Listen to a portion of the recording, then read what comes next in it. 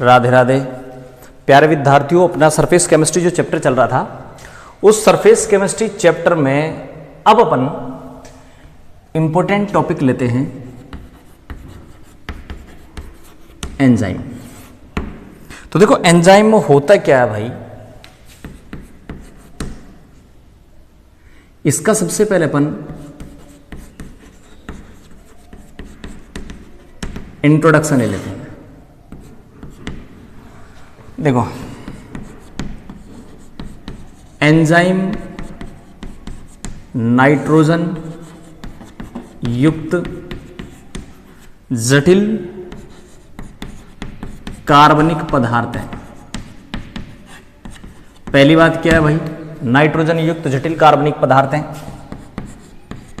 इनके अणुओं का जो व्यास है वो 10 से 100 नैनोमीटर होता है। मोलर मास इनका उच्च होता है, उच्च मोलर मास।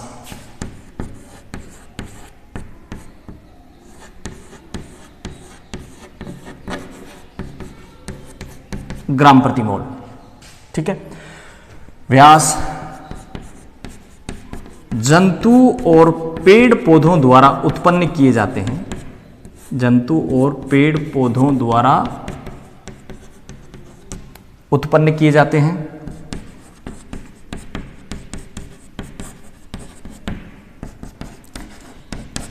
कोलोइड प्रकृति के होते हैं।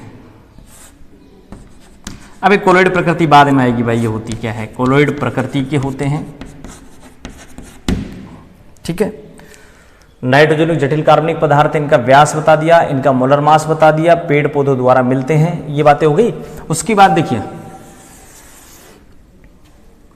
सर्वप्रथम अगर आप इनकी बात करें, हो गया ये। उसके बाद में अपन कुछ साइंटिस्टों की बात कर लें।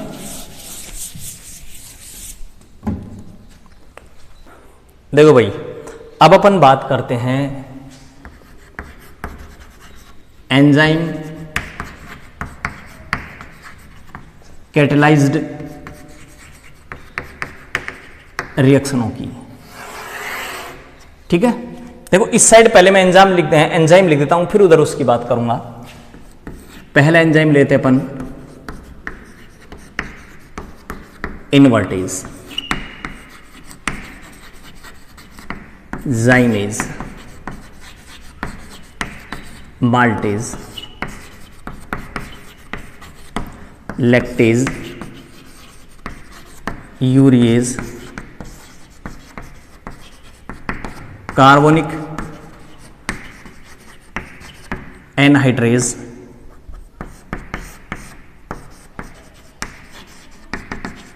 इमल्सिन,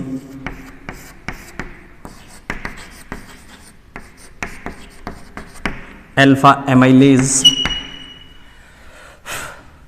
ये एंजाइम हो गए। अल्फा एमाइलेज हो गया। उसके बाद है पेप्सिन है, ट्रिप्सिन है, यहीं ले लो भाई।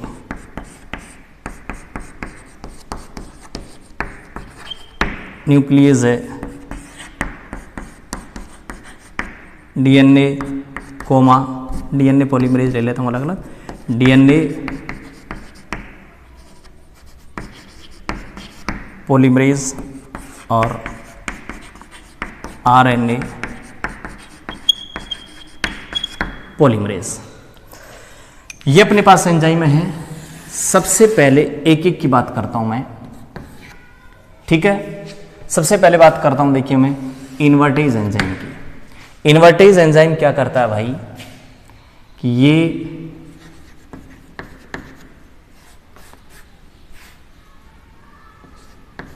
C12 H22 O11 का हाइड्रोलाइसिस करता है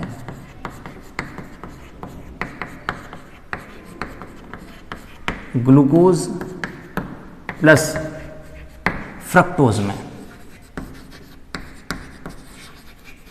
कैन शुगर। कैन शुगर का हाइड्रोलाइसिस करता है ग्लूकोज और फ्रक्टोज में, कौन भाई? Invertase enzyme. आ गया पहला समझ में। दूसरी जो रिएक्शन है वो दूसरी रिएक्शन लेते हैं अपन कौन से एंजाइम की? जाइमेज एंजाइम। जाइमेज एंजाइम क्या करता है? ये जो ग्लूकोज है ना C6H12O6, इस ग्लूकोज को ये एथिल एल्कोहल और CO2 में कन्वर्ट करता है, जाइमेज एंजाइम। माल्टेज एंजाइम की अगर आप बात करें, ठीक है, तो ये माल्टेज एंजाइम क्या करता है? C12H22O11 प्लस H2O को C6H12O6 प्लस C6H12O6, ये भी ग्लूकोज है, ये भी ग्लूकोज है, ग्लूकोज में कन्वर्ट करता है। ये ग्लूकोज है भाई, और ये आपके पास है माल्टोज। माल्टोज को ग्लूकोज में कन्वर्ट करता है कौन? Maltase enzyme. लैक्टेज एंजाइम क्या करता है? वही C12H22O11 का हाइड्रोलाइसिस करेगा आप C6H12O6 plus C6H12O6, glucose plus galactose में। लैक्टेज, इन्वर्टेज हो गया, जाइमेज हो गया, माल्टेज हो गया, लैक्टेज हो गया। अब यूरिएज की बात कर रहा हूं मैं। 4 रिएक्शन के बाद 5वीं रिएक्शन करता हूं मैं।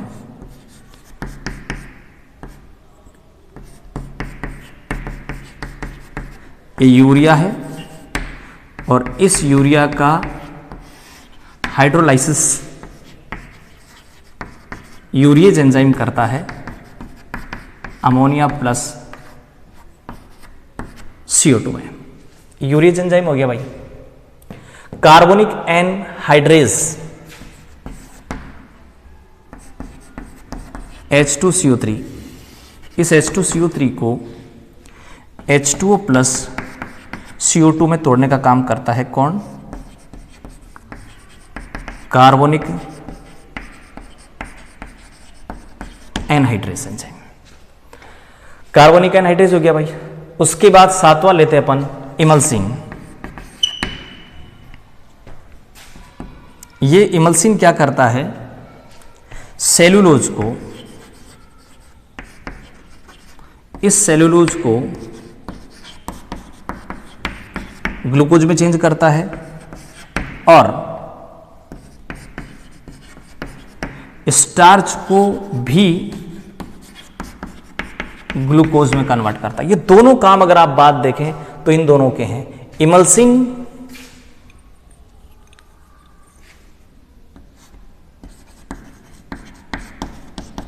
इमल्सिन तो क्या करता है? सेलुलोज को कन्वर्ट करता है ग्लूकोज में। और अल्फा एमाइलेज क्या करता है? अल्फा एमाइलेज क्या करता है? इस स्टार्च को कन्वर्ट करता है ग्लूकोज में।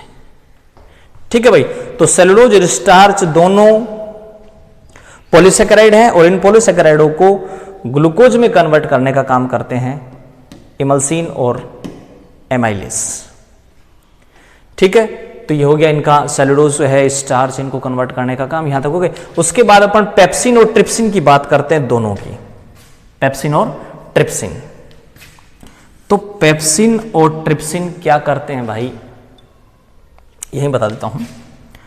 ये दोनों प्रोटीन को कन्वर्ट करते हैं एमिनो एसिड में। तो एमिनो एसिड में कन्वर्ट, प्रोटीन को एमिनो एसिड में कन्वर्ट करने का काम पेप्सिन और ट्रिप्सिन दोनों करते हैं। ये जो न्यूक्लियस एंजाइम है, ये न्यूक्लियस एंजाइम क्या करता है? 11 ले लेता हूं मैं। अगर मान लो आपके पास डीएनए या आरएनए है, इस डीएनए आरएनए को आपको न्यूक्लियोटाइड्स में कन्वर्ट करना है, तो आप यहां न्यूक्लियस डाल दें। तो न्यूक्लियस क्या करता है? डीएनए आरएनए को न्यूक्लियोटाइड में कन्वर्ट करने का काम करता है भाई। और अब आपके पास बच गए डीएनए पॉलीमरेज और RNA polymerase. DNA polymerase, RNA polymerase क्या काम करते हैं भाई? यहां देख ले, मैं दोनों को बता देता हूं। अगर मान लीजिए आपके पास deoxy nucleotide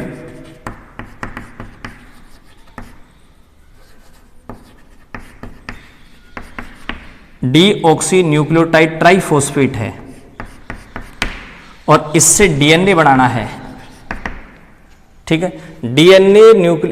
deoxy nucleotide triphosphate को डीएम में कन्वर्ट करना है तो डीएनए पॉलीमरेज काम आता है।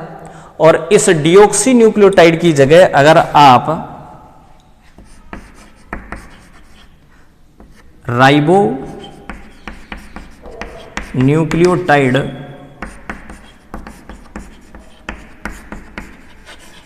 ट्राइफॉस्फेट को आरएनए में कन्वर्ट करना चाहें तो आप आरएनए पॉलीमरेज काम में लेते हैं।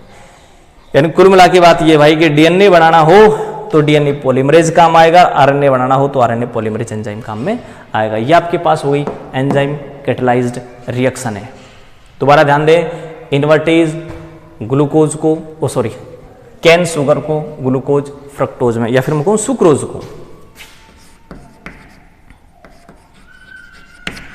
को ग्लूकोज फ्रक्टोज में कन्वर्ट करता है।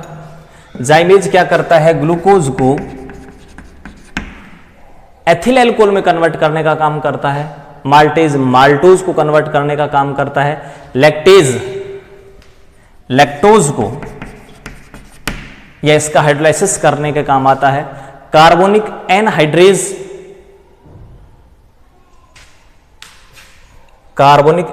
यूरियज रह गया, देखो बीच में यूरियज क्या करता है, यूरिया का हाइड्रोलाइसिस करता है। कार्बोनिक एनहाइड्रेज एंजाइम इस H2CO3 को कन्वर्ट करता है। इमल्सिन और एमाइलेज दोनों सेलुलोज और स्टार्च को ग्लूकोज में कन्वर्ट करने का काम करते हैं, ठीक है। पेप्सिन और ट्रिप्सिन दोनों प्रोटीन को एमिनो एसिड में कन्वर्ट करती हैं। न्यूक्लियस क्या करता है भाई, डीएनए आरएनए को न्यूक्लियोटाइड में कन्वर्ट करने का काम करते हैं। आरएनए और ये डीएनए और RNA polymerase enzyme DNA RNA का फॉर्मेशन करते हैं, किससे, डीऑक्सी न्यूक्लियोटाइड ट्राइफॉस्फेट से और राइबो न्यूक्लियोटाइड ट्राइफॉस्फेट से, ठीक है। ये हो गया आपके पास एंजाइम कैटेलाइज्ड रिएक्शन है। अब अगर अपन बात करें आगे इन एंजाइम कैटेलाइज्ड रिएक्शनों के बाद,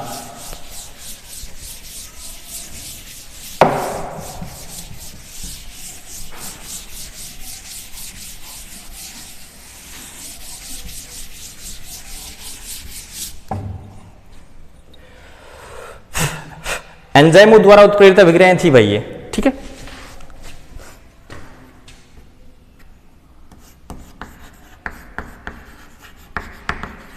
अब अपन देखते हैं एंजाइमों की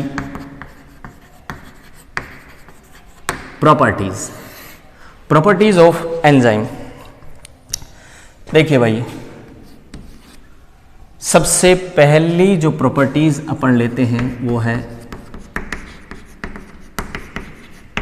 स्पेसिफिसिटी।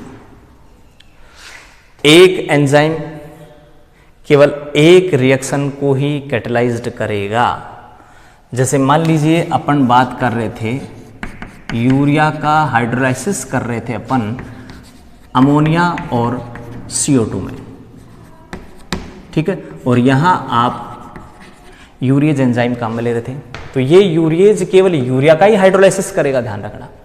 यहां पर अगर आप सुक्रोज का, माल्टेज का, लैक्टेज का हाइड्रोलाइसिस करना चाहें तो ये उसका हाइड्रोलाइसिस नहीं करेगा। तो ध्यान रखना, हाईली स्पेसिफिक होते हैं यूरियज, हाईली स्पेसिफिक है, बहुत ज्यादा विशिष्टता रखता है। यूरिया का ही हाइड्रोलाइसिस करेगा, विशिष्ट है, इसका ही हाइड्रोलाइसिस करेगा, किसी और का हाइड्रोलाइसिस नहीं करेगा, जल अपघटन नहीं करेगा, बहुत ज्यादा विशिष्ट होते हैं। दूसरी बात करें इनकी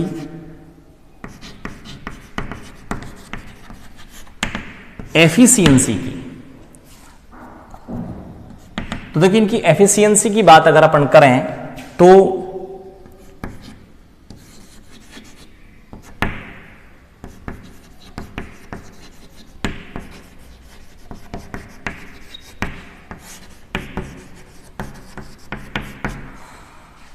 दस lakh molecules of reactant convert हो जाएंगे प्रोडक्ट में ओनली 1 मिनट में। इतनी ज़्यादा इनकी एफिशिएंसी होती है, इनकी दक्षता होती है।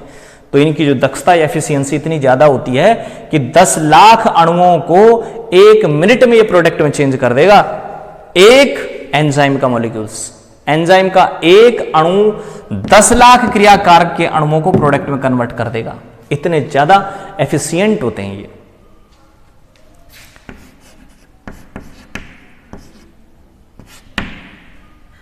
किसी भी रिएक्शन को इतने गुणा 10 की पावर 6, देखो ये एक रेंज है, मान लीजिए, ध्यान रखना, ये कोई फिक्स आंकड़ा नहीं है कि 10 की पावर 6 ही आएगा, 10 टू पावर 6 ही आएगा, ठीक है। कहीं 16 लिखा मिल जाएगा, 20 लिखा मिल जाएगा, ठीक है ना। तो मतलब कुल मिला के बात यह है कि कई गुणा तक रेट ऑफ रिएक्शन को इंक्रीज कर देते हैं एंजाइम। ये इतने ज्यादा एफिशिएंट होते हैं भाई कि अगर मान लीजिए आपने एक टाइम का खाना खाया और अगर एंजाइम नहीं हो तो ध्यान रखना उस खाने को पचने में 50 साल लग जाएंगे। एंजाइम नहीं हो बॉडी में तो बड़ी इंपॉर्टेंट बात है भाई कि खाने को पचने में 50 साल लग गए, एंजाइम नहीं होते तो।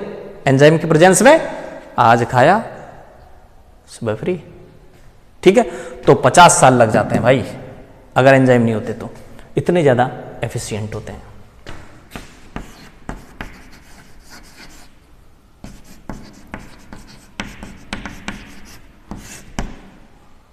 स्मॉल क्वांटिटी, बहुत थोड़ी सी मात्रा डालो, रिएक्शन हो जाएगी।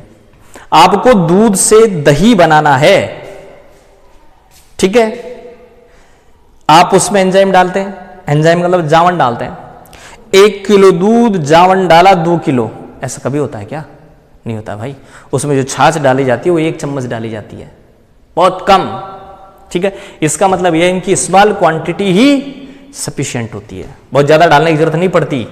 ध्यान देख लेना, 10 लाख मॉलिक्यूल्स को प्रोडक्ट में चेंज कर देगा मात्र 1 मिनट में।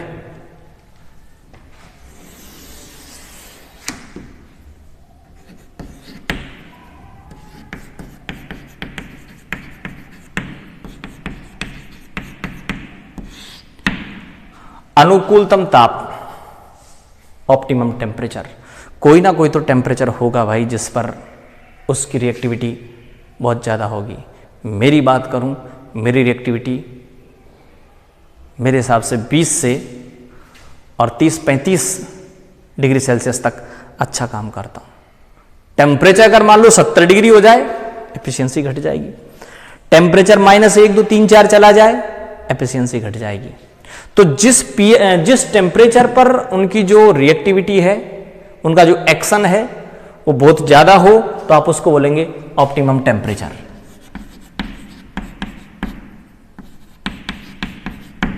मानव बॉडी का जो टेम्परेचर है वो 310 केल्विन होता है। तो इस टेम्परेचर पर इनकी रिएक्टिविटी बहुत ज्यादा आती है, आप इन्हें ऑप्टिमम टेम्परेचर बोलेंगे। और इसी प्रकार से आप ऑप्टिमम पीएच की बात करें, अनुकूलतम ताप, अनुकूलतम पीएच, तो 5 से लेकर के 7 पीएच तक इनकी रिएक्टिविटी बहुत ज्यादा होती है। इससे पहले इसके बाद रिएक्टिविटी घटती है, डिक्रीज रिएक्टिविटी। तो इन्हें बोलेंगे आप ऑप्टिमम टेम्परेचर और ऑप्टिमम पीएच, अनुकूलतम ताप, अनुकूलतम पीएच। कुछ पदार्थ होते हैं जिनकी प्रेजेंस में एंजाइमों की रिएक्टिविटी घट जाती है, जिन्हें आप इनहिबिटर्स बोलते हैं। HCN, CS2, इनकी प्रेजेंस में एंजाइमों की रिएक्टिविटी घट जाती है, आप इन्हें इनहिबिटर बोलोगे।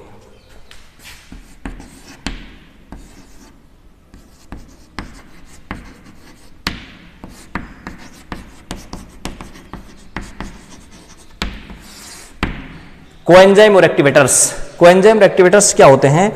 कुछ सब्सटेंस या कुछ पदार्थ ऐसे होते हैं जिनकी प्रेजेंस में रिएक्टिविटी एंजाइमों की बढ़ जाती है। जैसे आप बात करें विटामिन्स की, आप बात करें Na+1 आयन की, Ca+2 आयन की, Mn+2 आयन की। विटामिन्स की प्रेजेंस में एंजाइमों की जो रिएक्टिविटी इंक्रीज हो जाती है, इस विटामिन्स को आप बोलेंगे कोएंजाइम। तो ये विटामिन्स कोएंजाइम कहलाती हैं। और ये मेटल आयन कोबाल्ट+2, Na+1, Mn+2, कॉपर+2, इनकी प्रेजेंस में भी एंजाइमों की रिएक्टिविटी बढ़ जाती है, आप इन्हें बोलेंगे एक्टिवेटर्स। तो ये एक्टिवेटर्स हैं और ये आपके पास कोएंजाइम है।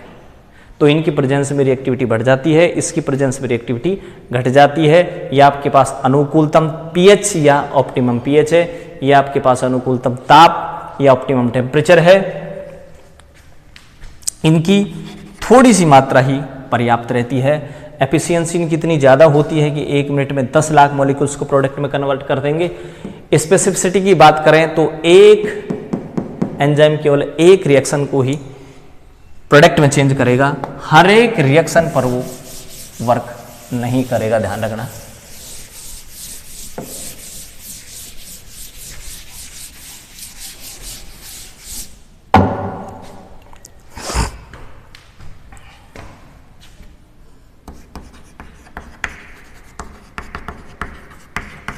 मैकेनिज्म ऑफ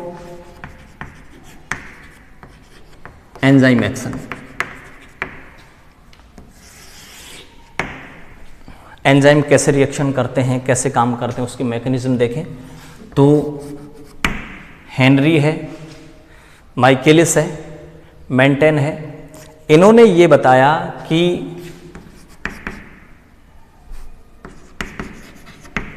दो स्टेप में इनकी जो रिएक्टिविटी है, मैकेनिज्म है, वो होती है कैसे। स्टेप फर्स्ट की आप बात करें तो एंजाइम और सबस्ट्रेट मिल करके एंजाइम सबस्ट्रेट संकुल बनाते हैं, कॉम्प्लेक्स बनाते हैं। यहां पर ये ई एंजाइम है, एस सबस्ट्रेट जिस पर काम करेगा, और ये जो ES बना है, इस ES को आप बोलेंगे एंजाइम सबस्ट्रेट कॉम्प्लेक्स। ठीक है भाई, तो ये आपके पास एंजाइम सबस्ट्रेट कॉम्प्लेक्स बन गया। एंजाइम और सबस्ट्रेट मिलकर के एंजाइम सबस्ट्रेट कॉम्प्लेक्स बनाते हैं, और ध्यान रखना ये स्टेप फास्ट होती है। उसके बाद अगर आप स्टेप सेकंड की बात करें तो ये enzyme substrate complex enzyme plus product में टूट जाता है। तो यहाँ ये P प्रोडक्ट है, ये वही एंजाइम सबस्ट्रेट है। इसकी जो मैकेनिज्म है उसको मैं ऐसे भी समझा सकता हूँ, जैसे एक ताला एक विशिष्ट चाबी से खुलता है ना, इसी प्रकार से एक एंजाइम केवल एक सबस्ट्रेट पे ही काम करेगा। जैसे मान लीजिए मैं बात करता हूँ कि ये मेरे पास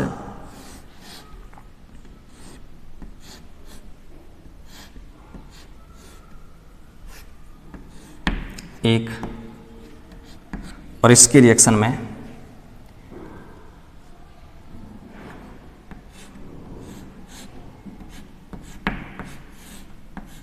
इसके साथ करवाना चाहूं।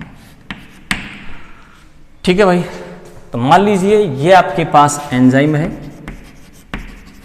और ये आपके पास सबस्ट्रेट है, दोनों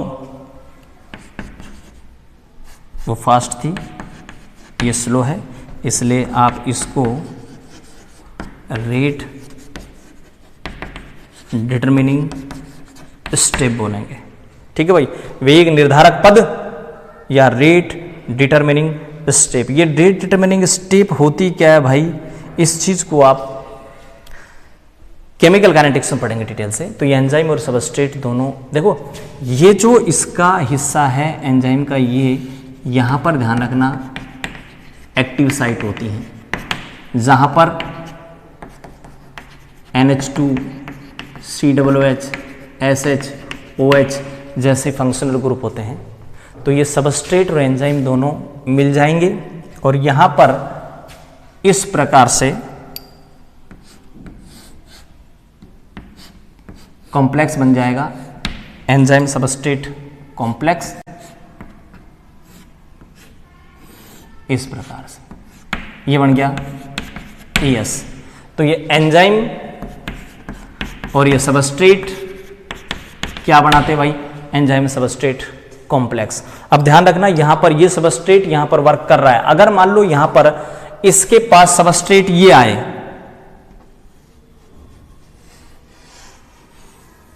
ये सबस्ट्रेट आए, तो ये सबस्ट्रेट इस पे फिट ही नहीं होगा, फिट ही नहीं होगा तो रिएक्शन करेगा नहीं। इसलिए ध्यान रखना ये एंजाइम केवल इसी सबस्ट्रेट को कैटलाइज करेगा, इसको कैटलाइज नहीं करेगा, तो इसकी रिएक्शन नहीं होगी, ध्यान रखना। ये हो गई आपके पास स्टेप फर्स्ट। स्टेप सेकंड में क्या होगा कि ये जो आपके पास एंजाइम सबस्ट्रेट कॉम्प्लेक्स है, ये एंजाइम सबस्ट्रेट कॉम्प्लेक्स टूट जाएगा एंजाइम में प्लस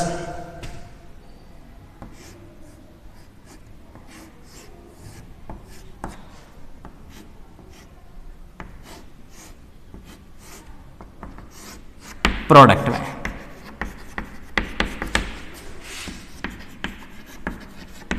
और ये क्या था, ये एंजाइम सबस्ट्रेट जो कॉम्प्लेक्स था वो एंजाइम में और प्रोडक्ट में टूट जाएगा भाई। तो माइकलिस मेंटेन हेनरी इन्होंने बताया कि ये एंजाइम सबस्ट्रेट मिलकर पहले एंजाइम सबस्ट्रेट कॉम्प्लेक्स बनाते हैं, उसके बाद ये एंजाइम सबस्ट्रेट कॉम्प्लेक्स टूट जाएगा एंजाइम और